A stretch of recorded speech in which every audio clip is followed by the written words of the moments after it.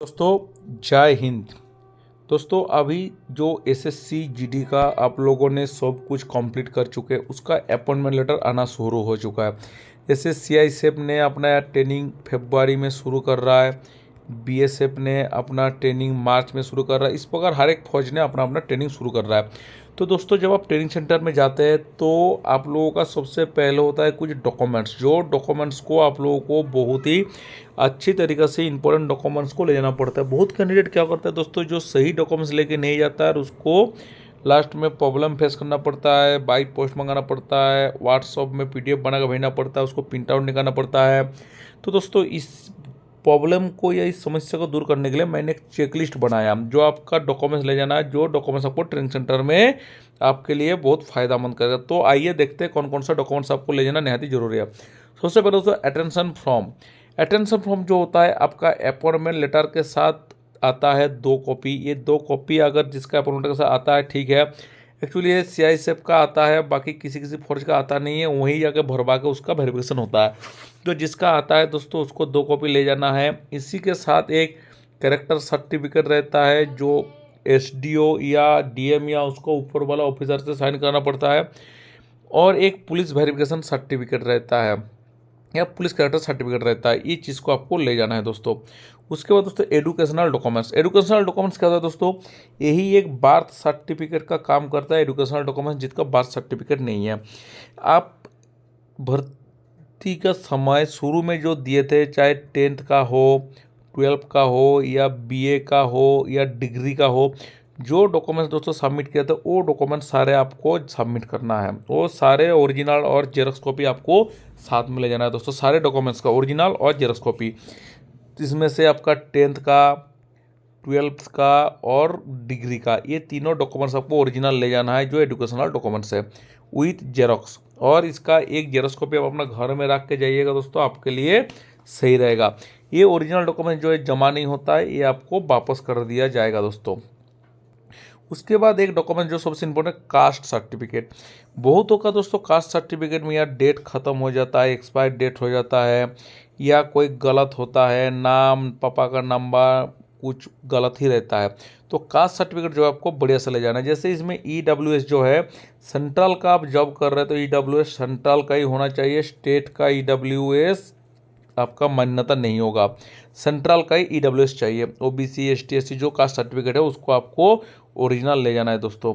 उसके बाद दोस्तों आपका recent passport size photo 10-15 piece चाहिए, क्योंकि और डॉक्यूमेंटेशन होगा सर्विस बुक में चिपकाने के लिए, प्राण के लिए चिपकाने के लिए आपका पक्का 10-15 फ़ोटो जरूरी है, जो दोस्तों आप ले जाइएगा, भूलना नहीं, ये आपका बहुत इंपॉर्टेंट है। उसके दोस्तों एसबीआई पासबुक, एटीएम, चेकबुक।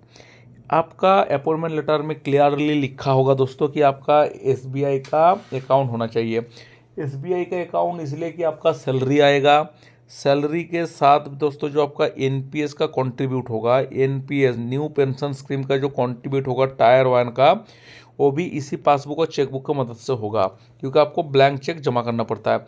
तो और एटीएम इसलिए चाहिए दोस्तों, आज की डेट पे कोई भी फौज का कोई भी इंस्टीट्यूट में चला जाइए, सारा कैशलेस, यानी कहीं पर लिक्विड कैश का काम नहीं आता है। हर जगह पे, चाहे आप कैंटीन में जाइए, चाहे मेस में जाइए, चाहे वेट कैंटीन में जाइए, चाहे मास्टर कैंटीन में जाइए, चाहे सीपीसी कैंटीन में जाइए, सारे में एटीएम का यूज़ होता है। तो आपको एसबीआई पासबुक, चेकबुक और एटीएम ले जाना जरूरी है दोस्तों। उसका डोमिसाइल सर्टिफिकेट जो है दोस्तों, आपको ये ध्यान रखना है कि उसका डेट एक्सपायरी नहीं हुआ है, और ओरिजिनल सही डोमिसाइल सर्टिफिकेट की आपको ले जाना जरूरत पड़ता है। पोस्ट डॉक्यूमेंट्स और एनसीसी डॉक्यूमेंट्स, अगर आपने अप्लाई करते समय कोई स्पोर्ट्स डॉक्यूमेंट या कोई एनसीसी डॉक्यूमेंट सबमिट किए थे तो वो भी ले जाना है, या पोस्ट डॉक्यूमेंट नहीं भी किए थे तो अभी आपके पास कोई नेशनल लेवल का या स्टेट लेवल का डॉक्यूमेंट्स है तो आप अपना डॉक्यूमेंट्स के साथ सबमिट कर सकते हैं दोस्तों। आधार कार्ड, आपका आधार कार्ड बहुत ही ज़रूरी है, क्योंकि आपका सर्विस में भी लगेगा और प्राण के लिए भी आधार कार्ड जरूरी है। पैन कार्ड दोस्तों, पैन कार्ड भी आपके पास होना चाहिए। पैन कार्ड की मदद से आपका अकाउंट में ऐड होगा, उसमें सर्विस बुक में ऐड होगा और एनपीएस में भी ऐड होता है दोस्तों। उसके बाद जो डॉक्यूमेंट चाहिए, वोटर आईडी है, ऑप्शनल है। अगर वोटर आईडी किसी का नहीं है तो कोई दिक्कत नहीं है, कोई ज़रूरी नहीं है, अगर है तो आप ले जाइए। साथ साथ दोस्तों जेरोक्स डॉक्यूमेंट, जितना डॉक्यूमेंट्स दोस्तों आप ले जाएंगे सारे का 2-3 कॉपी करके जेरोक्स करके ले जाइएगा। हर जगह पे आपका डॉक्यूमेंट्स चाहिएगा तो हर जगह पे आपको जेरोक्स देना पड़ता है। वह भी जेरोक्स होता है लेकिन उसके लिए आपको समस्या होगा, लाइन देना पड़ेगा, आपको कठिनाई आएगा। तो आप उसका हर एक डॉक्यूमेंट्स का 2 से 3 कॉपी जेरोक्स करके ले जाइए दोस्तों।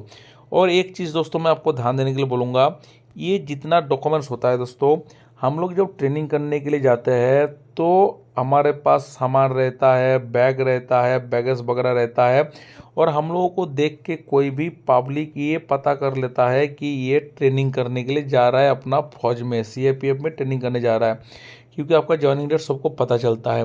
तो दोस्तों आपका जो डॉक्यूमेंट्स है ना, डॉक्यूमेंट्स को थोड़ा संभाल के बढ़िया से लेके आइएगा, क्योंकि अगर किसी का डॉक्यूमेंट चोरी होता है तो उसको दोबारा बनवाने के लिए उसको बहुत समस्या का सम्मुखीन होना पड़ता है।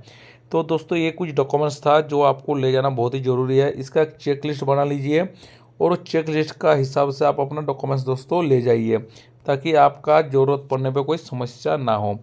तो दोस्तों ये मेरा डॉक्यूमेंट्स ले जाने का एक वीडियो था। अगर इसमें किसी को कोई जानकारी लेना है तो मेरा वीडियो में नंबर है, मेरे से कॉन्टैक्ट कर सकता है। जय हिंद दोस्तों।